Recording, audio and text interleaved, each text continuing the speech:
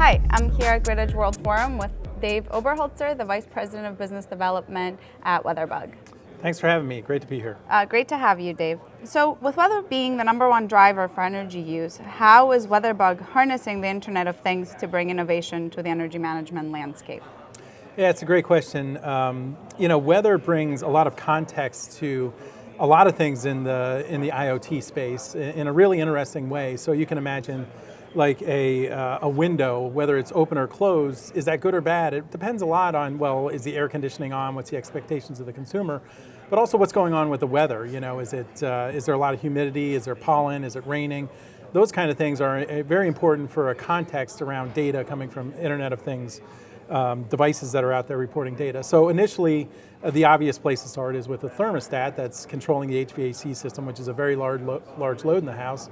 And taking the data from that and building a full thermodynamic model, we can actually get energy efficiency out of it and also provide for more comfortable demand response as well as more reliable for the utility. So that's really where we're focused now. That's really great. So are there services WeatherBug currently plans to provide to utilities, and how are these benefits trickling down to consumers? So you mentioned energy efficiency and demand response.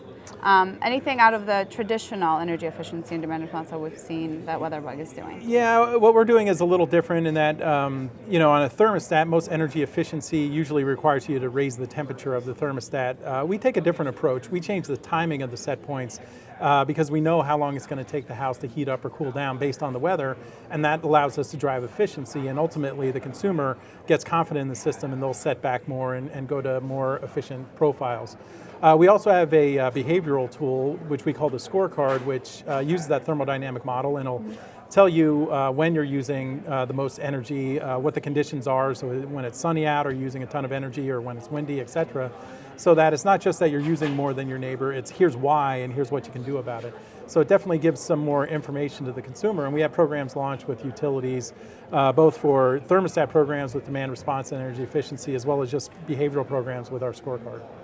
Great. And what is WeatherBug's key to customer engagement in the coming years? So what are a few strategic areas of focus? Well, we think we have a big advantage here. So we have 20 million unique customers that come to WeatherBug every month to look at our weather data and find out what's going on outside so they can make decisions about their life.